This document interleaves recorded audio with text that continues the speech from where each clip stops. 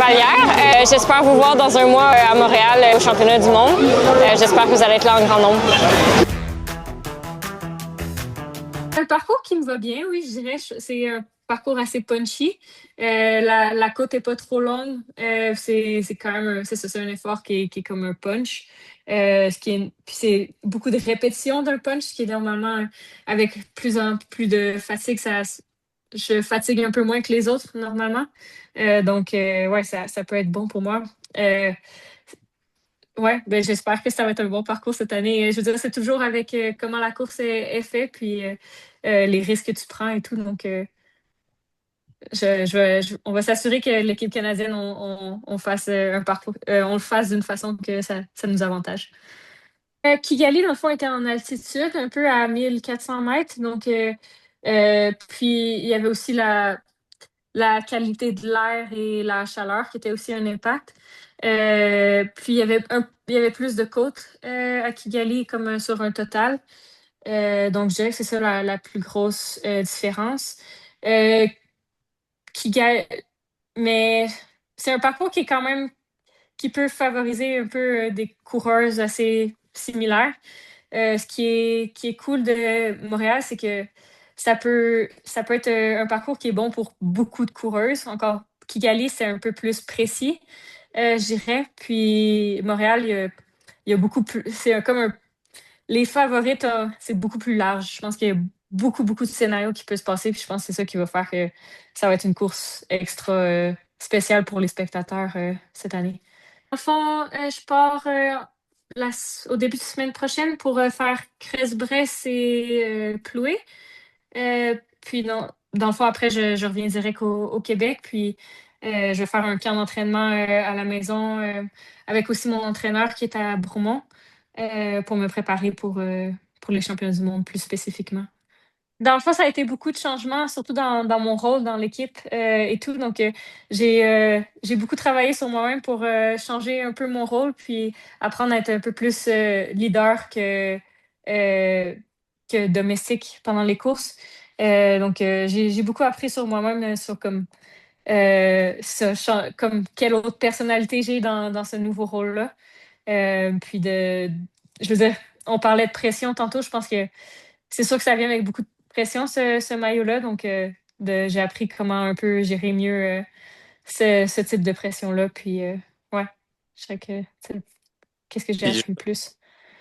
Ben, j'essaie de le voir vraiment comme plus que ça me donne de l'énergie, plus que de la pression. Parce que c'est ça, ça va être quelque chose de. Je veux dire, une chose qui arrive une fois dans une vie, je pense, de pouvoir défendre ton titre à la maison.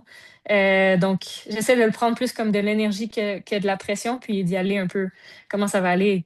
Juste d'y aller à fond, tout donner. C'est ça mon but. J'ai passé par beaucoup d'émotions pendant toute l'année avec le maillot. Je veux dire, au début, c'est ça, beaucoup de nouveautés. Au début, je pense que j'ai été un peu, on pourrait dire, overwhelmed. Ça a été beaucoup. Puis maintenant, j'essaie d'en profiter toutes les secondes parce que je vois justement ça s'en vient vraiment vers la fin. Fait que j'essaie d'en profiter le plus possible. Parce que oui, justement, il reste juste un mois. Puis ouais, ça a été une année qui a passé vraiment vite. Puis j'essaie d'en profiter le plus possible. Mais c'est un début aussi, je veux dire, c'est arrivé plus tôt dans ma carrière que je pensais que ça allait arriver, mais j'espère pouvoir continuer à gravir les échelons puis continuer à prendre encore plus de niveau. Cette année, on a eu vraiment beaucoup, je pense qu'on a vu le niveau du cyclisme féminin canadien vraiment, cette année est vraiment haut, donc on a beaucoup de cartes à jouer. Je pense que ça va être le fun, on va être plusieurs normalement dans la finale, puis de pouvoir jouer plusieurs cartes, je pense que ça va être la stratégie d'avoir des nombres puis de pouvoir essayer des choses. Je dirais que c'est quand même assez similaire comme préparation. Je veux dire, je me suis entraînée euh, aussi dur que je pouvais l'année dernière, puis ça va être la même chose cette année. Ça reste, l'année dernière, c'était un de mes plus gros objectifs. Ça reste mon plus gros objectif pour cette année.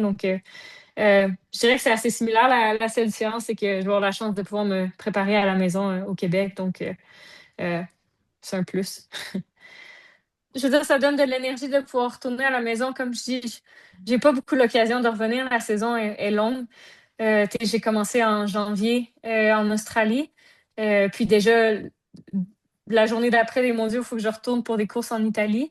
Mhm. Donc, juste de pouvoir être à la maison, je pense que ça va me donner de l'énergie d'extra. Ouais. Qu'est-ce que tu dirais aux Québécois pour leur expliquer en quoi les championnats du monde, c'est une course particulière, c'est un événement particulier, c'est une ambiance particulière, vu que tu as déjà vécu ça intensément? Ouais, ben, je dirais moi, mes yeux, c'est la plus grosse course de l'année. Je veux dire, c'est là que la plupart, c'est leur pic de l'année. Puis, je veux dire, gagner les championnats du monde, comme je l'ai vu pour moi-même, ça change une vie. C'est le maillot pour toute l'année. Puis, fait que c'est tout le temps un gros show. Je veux dire, il y a tout le temps, c'est une belle course à regarder. C'est une classique d'un jour. Là, il y a plusieurs catégories, pas juste élite, mais il y a U23, il y a junior. Puis, je veux dire, si c'est sur un circuit, ça va être super beau à voir. Je veux dire, c'est une des plus belles courses de l'année, normalement, hein. N'importe où que c'est, mais je pense qu'à Montréal, on va avoir quelque chose d'assez spécial.